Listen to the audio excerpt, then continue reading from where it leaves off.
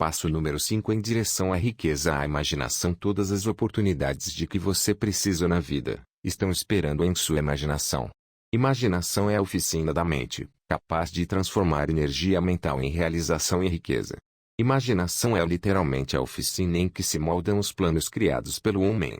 Impulso e desejo recebem molde, forma e ação, através do auxílio da faculdade imaginativa da mente. Diz-se que o homem pode criar tudo o que imagina. Com o auxílio de sua faculdade imaginativa, o homem descobriu e dominou mais forças da natureza nos últimos 50 anos do que durante toda a história da raça humana anterior a essa época. Conquistou o ar tão completamente que os pássaros são pobres competidores para ele. Analisou e pesou o Sol a uma distância de milhões de quilômetros e determinou, com o auxílio da imaginação, os elementos em que consiste. Aumentou a velocidade da locomoção a ponto de poder viajar agora mais rápido que o som. A única limitação do homem, dentro da razão, está no desenvolvimento e uso que faz da imaginação. Ainda não, página 69, atingiu o ápice do desenvolvimento no uso da faculdade imaginativa. Apenas descobriu que possui imaginação e começou a usá-la de maneira muito elementar.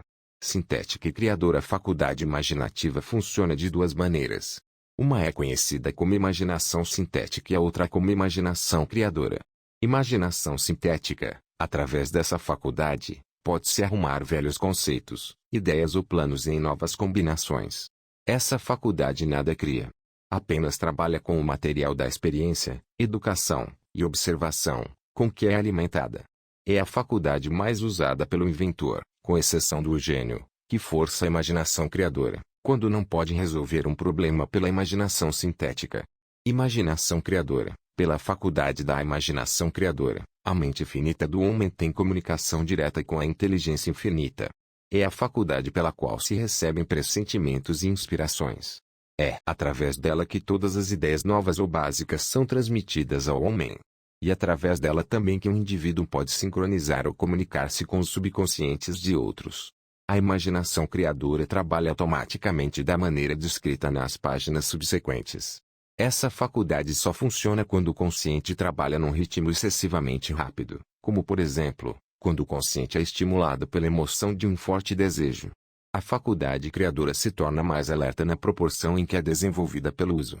Grandes líderes de negócios, indústria, finanças, grandes artistas, músicos, poetas e escritores tornaram-se grandes porque desenvolveram a faculdade da imaginação criadora. Tanto as faculdades da imaginação sintética como a criadora tornam-se mais alertas com o uso, do mesmo modo que qualquer músculo ou órgão do corpo se desenvolve através do uso. O desejo é apenas um pensamento, um impulso. É nebuloso e efêmero. É abstrato e sem valor, enquanto não se transformar em seu equivalente físico. Enquanto a imaginação sintética é usada com mais frequência, no processo de transformar, página 70, o impulso do desejo em dinheiro. Não se esqueça do fato de que você poderá enfrentar circunstâncias e situações que exigem também o uso da imaginação criadora. Estimule a imaginação. Sua faculdade imaginativa pode ter se enfraquecido pela inação. Pode ser revivida e alertada pelo uso. Essa faculdade não morre, embora se torne entorpecida por falta de uso. Centralize sua atenção, por enquanto, no desenvolvimento da imaginação sintética, porque esta é a faculdade que você usará com mais frequência no processo de converter desejo em dinheiro. A transformação do impulso intangível, do desejo, em realidade tangível de dinheiro, exige o uso de um plano, ou planos. Esses planos têm de ser formados com o auxílio da imaginação e, principalmente, com a faculdade sintética. Leia o livro todo, depois volte a este capítulo e comece, imediatamente, a por sua imaginação a trabalhar na formação de um plano, ou planos, para a transformação do desejo em dinheiro. Instruções pormenorizadas para a elaboração de planos foram dadas em quase todos os capítulos. Siga as que mais se adaptam às suas necessidades e escreva o plano, se já não o fez. No momento de completar isso, você terá dado, definitivamente, forma concreta ao desejo intangível. Leia a sentença anterior mais uma vez. Leia em voz alta, bem devagar, e, ao fazê-lo, lembre-se de que, ao escrever a declaração do seu desejo e o plano para sua realização, você terá dado o primeiro de uma série de passos que lhe possibilitarão converter o pensamento em seu equivalente físico. A natureza conta-nos o segredo da fortuna na terra em que você vive. Você e todas as coisas materiais, são o resultado de uma transformação evolutiva, através de qual pedacinhos microscópicos de matéria foram organizados e arranjados em ordem. Além disso, e essa declaração é de importância tremenda, a Terra, cada uma das bilhões de células individuais do seu corpo, cada átomo de matéria, começaram como forma intangível de energia. Página 71. Deseja impulso de pensamento. Impulsos de pensamento são formas de energia. Quando você começa com o impulso de pensamento, o desejo de acumular dinheiro, está chamando a seu serviço o mesmo material que a natureza usou ao criar a Terra e todas as formas materiais do universo, inclusive o corpo e cérebro em que funcionam os impulsos de pensamento. Você pode acumular uma fortuna com o auxílio de leis imutáveis. Antes, porém, é preciso familiarizar-se com essas leis e aprender a usá-las. Pela repetição e pela abordagem desses princípios, sob todos os ângulos concebíveis, o autor espera poder revelar-lhe o segredo pelo qual se acumularam todas as grandes fortunas. Por estranho e paradoxal que pareça, o segredo não é segredo. A própria natureza o exibe na Terra em que vivemos, nas estrelas, nos planetas, suspensos dentro do nosso círculo de visão, nos elementos acima e em volta de nós, em cada folha de grama e em cada forma de vida, dentro do nosso panorama. Os princípios que se seguem abrilham o caminho para compreender a imaginação. Assimile o que compreende, ao ler esta filosofia pela primeira vez. Depois, ao relê-la e estudá-la, descobrirá que algo aconteceu para esclarecê-la e dar-lhe uma compreensão maior do todo. Acima de tudo, não hesite no estudo desses princípios enquanto não tiver lido o livro pelo menos 3 vezes, pois aí não quererá parar. Ideias se transformam em fortunas. Ideias são o ponto de partida de todas as fortunas. Ideias são produtos da imaginação. Examinemos algumas ideias conhecidas, que produziram vastas fortunas, com a esperança de que esses exemplos tragam informações definidas, concernentes ao método pelo qual a imaginação pode ser usada na acumulação de riquezas. Faltava um ingrediente. Há 50 anos, um velho médico do campo foi à cidade, amarrou o cavalo, entrou silenciosamente numa farmácia e começou a regatear com o jovem caixeiro. Página 72. Por mais de 1 hora, por trás do balcão de remédios, o velho médico e o caixeiro conversaram em voz baixa. Depois, o médico foi embora. Foi até o carrinho e trouxe um tacho grande fora de moda e uma grande pá de madeira, usada para mexer o conteúdo do tacho, e depositou-os no fundo da loja. O caixeiro inspecionou o tacho, enfiou a mão no bolso, tirou um punhado de notas e entregou-as ao médico. O punhado de notas continha exatamente $500, toda a economia do caixeiro. O médico estendeu-lhe um pedacinho de papel, em que se achava uma fórmula secreta. As palavras nesse pedacinho de papel valiam o resgate de um rei. Mas não para o médico. Aquelas palavras mágicas eram necessárias para fazer o tacho ferver, mas nem o médico, nem o jovem caixeiro sabiam que fortunas fabulosas estavam destinadas a sair do tacho. O velho médico ficou contente de vender o conjunto por $500. O caixeiro estava se arriscando bastante ao colocar as economias de toda a vida num simples pedaço de papel e num tacho antigo. Nunca sonhou que esse investimento começaria a inundar o tacho de ouro, que um dia ultrapassaria a milagrosa façanha da lâmpada de Aladim. O que o caixeiro comprou, na realidade, foi uma ideia. O velho tacho, a velha pá de madeira e a mensagem secreta num pedaço de papel foram acidentais. O estranho caso do tacho começou a ter lugar depois que o novo dono misturou as instruções secretas, um ingrediente do qual o velho médico nada sabia. Veja se descobre o que o jovem caixeiro acrescentou à mensagem secreta e que fez o velho tacho ficar inundado de ouro. Eis uma história de fatos mais estranhos que a ficção, fatos que começaram em forma de ideia. Vejamos as vastas fortunas em ouro que a ideia produziu. Rendeu e ainda rende vastas fortunas a homens e mulheres do mundo inteiro, que distribuem o conteúdo do tacho a milhões de pessoas. O velho tacho é agora um dos maiores consumidores de açúcar do mundo, dando, assim, emprego a milhares de homens e mulheres que trabalham no cultivo da cana e no refinamento e venda do açúcar. Página 73. O velho tacho consome, anualmente, milhões de garrafas de vidro, fornecendo emprego a grande número de operários. O velho tacho emprega um exército de funcionários, taquígrafos, copiadores, peritos em propaganda, em toda a nação. Trouxe fama e fortuna e dezenas de artistas que criaram quadros magníficos, descrevendo o produto. O velho tacho converteu uma pequena cidade sulina na capital comercial do sul, onde agora beneficia, direta ou indiretamente, todos os negócios e praticamente todos os residentes da cidade. A influência desta ideia beneficia agora todas as cidades civilizadas do mundo, inundando de ouro a todos que o tocam. O ouro do tacho construiu e mantém uma das universidades mais importantes do Sul, onde milhares de jovens recebem a instrução essencial ao sucesso. Se o produto daquele velho tacho pudesse falar, contaria histórias emocionantes de romances, em todas as línguas. Romances de amor, romances de negócios, romances de profissionais, homens e mulheres, a quem estimula diariamente. O autor conhece, com certeza, pelo menos um desses romances, pois desempenhou um papel nele e tudo começou não longe do próprio lugar em que o caixeiro comprou o velho tacho. Foi nesse lugar que o autor conheceu sua esposa e foi ela a primeira a lhe contar sobre o tacho encantado. Foi o produto daquele tacho que bebiam, quando ela lhe pediu que o aceitasse nos momentos felizes e nos infelizes. Seja você quem for, viva onde viver, seja qual for sua ocupação, lembre-se, apenas, no futuro, todas as vezes que vir as palavras Coca-Cola, que seu grande império de riquezas e influência nasceu de uma única ideia e que o misterioso ingrediente que o caixeiro, Asa Candler, misturou à fórmula secreta, era imaginação. Pare e pense nisso um momento. Lembre-se também que os passos em direção à riqueza, descritos neste livro, foram os meios pelos quais a influência da Coca-Cola se estendeu a todas as cidades, aldeias e encruzilhadas do mundo e que qualquer ideia que você possa criar, tão sensata e meritória como a Coca-Cola, terá a possibilidade de duplicar o recorde desse matador de sede universal. Página 74. Uma semana para ganhar $1 milhão. Essa história prova a verdade do velho ditado, onde há vontade, há um caminho. Foi contada pelo querido educador e clérigo, o falecido Frank W. Gonçalves, que começou a carreira de pregador na região dos Matadouros de Chicago. Enquanto o Dr. Gonçalves cursava o colégio, observou muitos defeitos em nosso sistema educacional, defeitos que acreditava poder corrigir se fosse diretor de um colégio.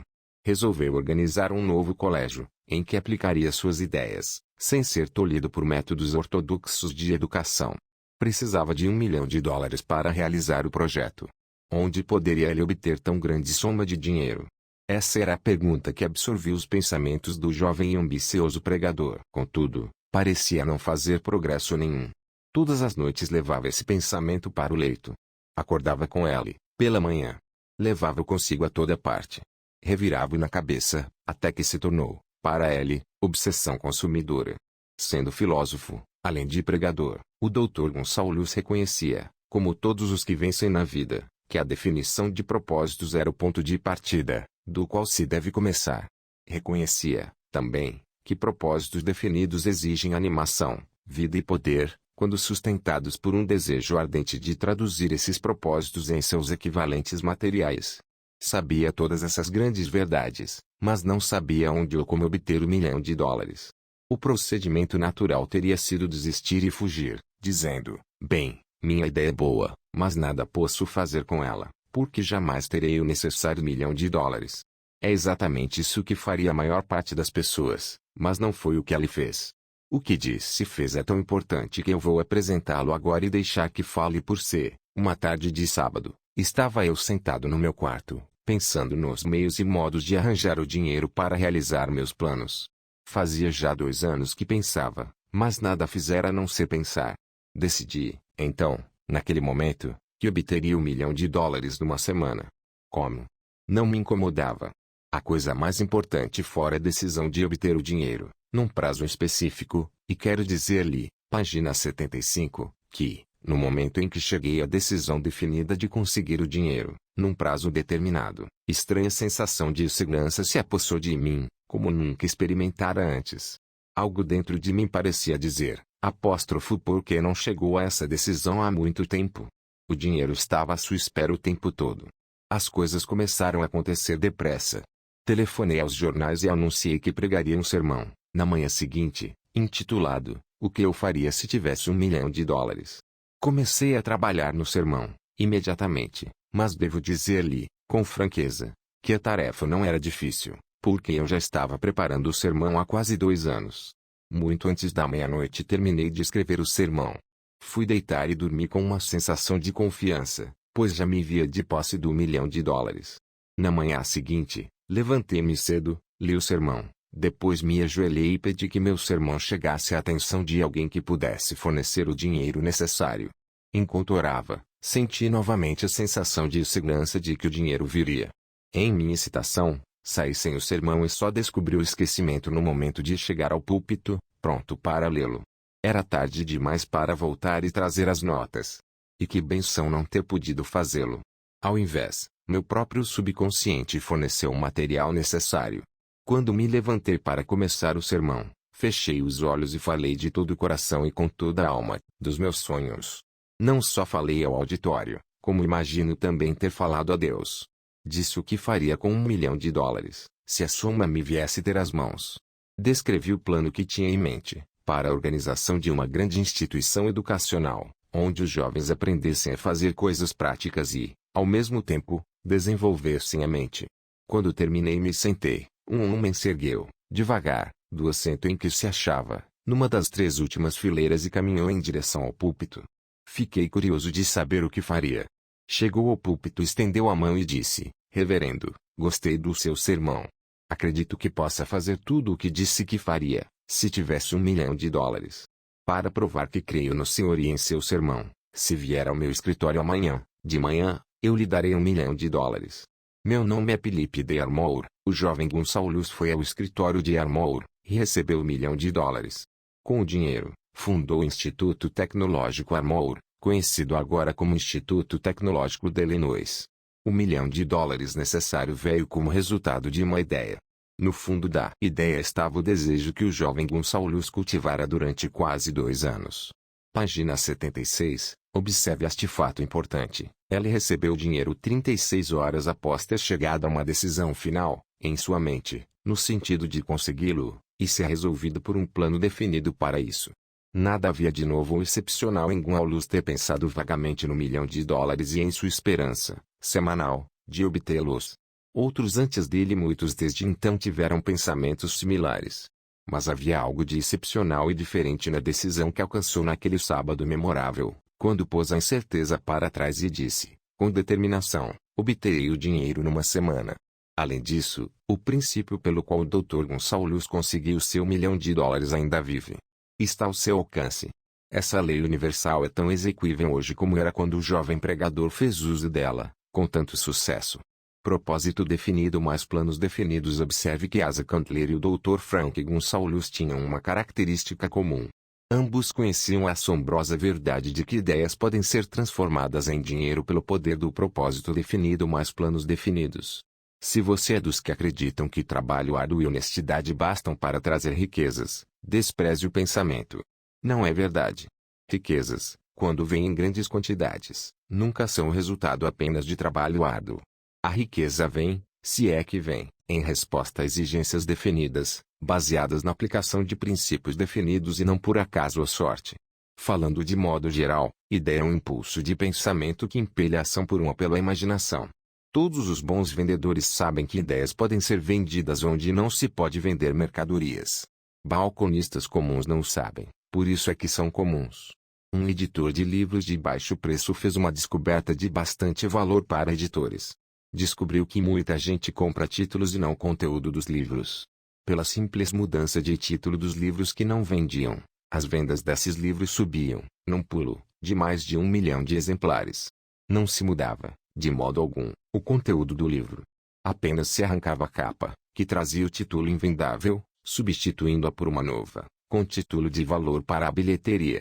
Página 77. Isso, por simples que pareça, era uma ideia. Era imaginação. Não há preço padrão para ideias. O criador de ideias faz o próprio preço e, se for esperto, alcança-o.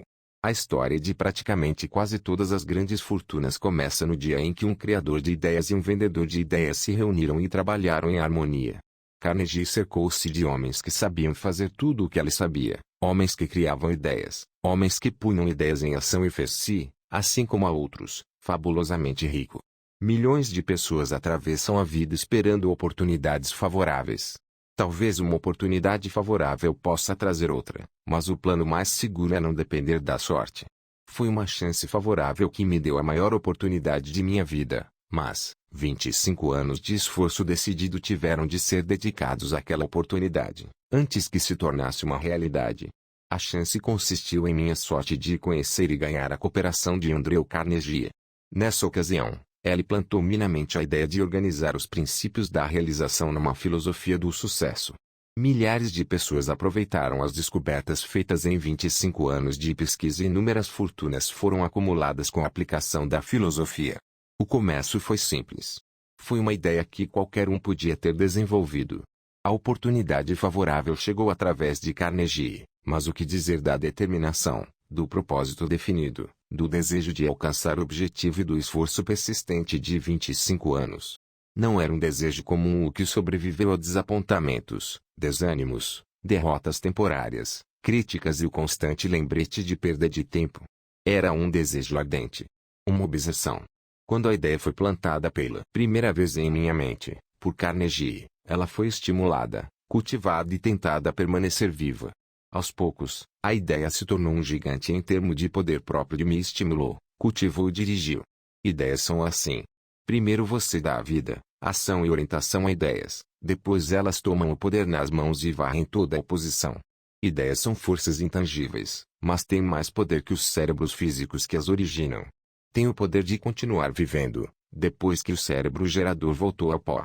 Página 78, pontos a fixar. Você pode usar a imaginação sintética e a imaginação criadora, e, com prática, fazê-las trabalhar irresistivelmente juntas.